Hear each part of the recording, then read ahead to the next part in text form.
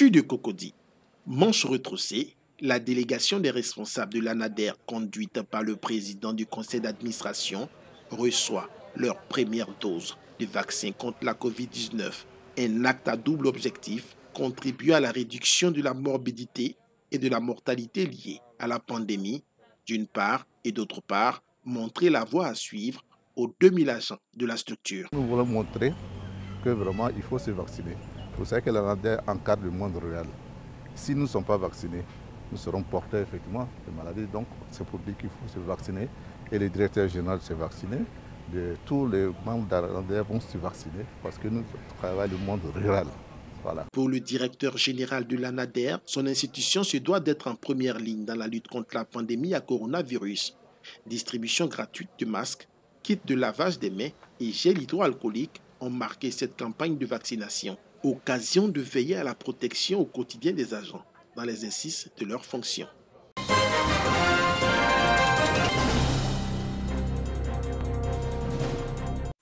Les enfants atteints d'autisme ont généralement des problèmes dans 3 secteurs cruciaux du développement: les interactions sociales, le langage et la communication et le comportement.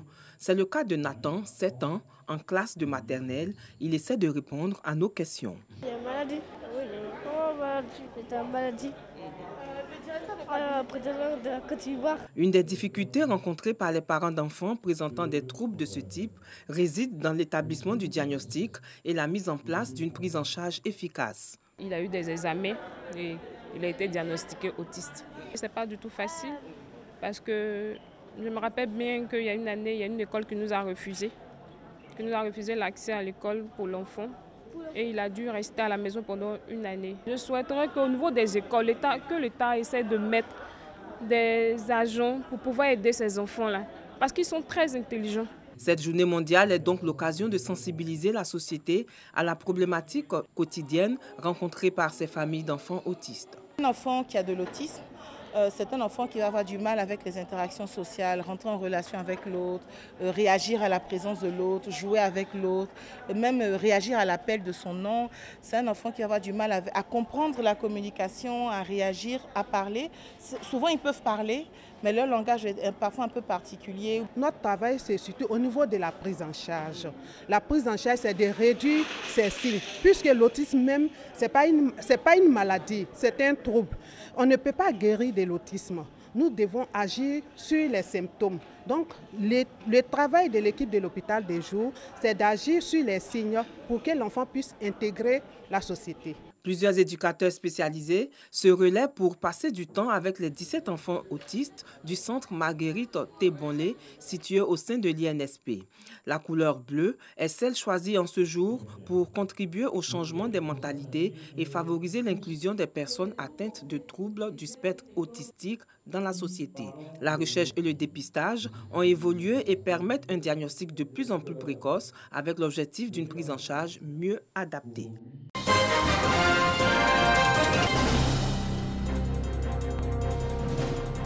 Rendre vos enfants plus brillants, c'est possible. Si vous manquez d'idées, le dernier livre de Serge Taïba, coach en performance et productivité personnelle, va certainement vous aider.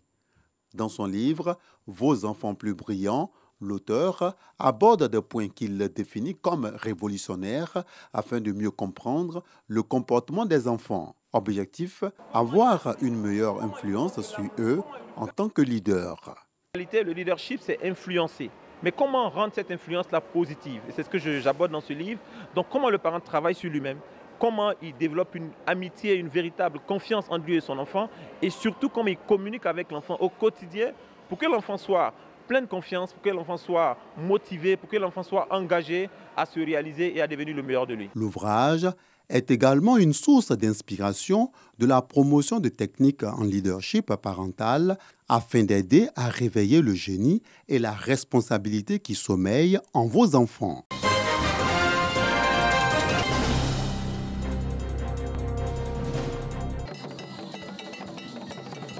Ils sont venus des 6 villages qui composent la tribu Saïé dans la sous-préfecture de Handé pour l'investiture de leur nouveau chef, Nana Kwadio, de son nom de règne. Le chef des tribus a reçu ses attributs, à savoir un sabre, une canne, une couronne et un trône sur lequel il a été installé comme le recommande l'investiture d'un chef traditionnel en pays Agni. Nana, soyez modeste, soyez humble.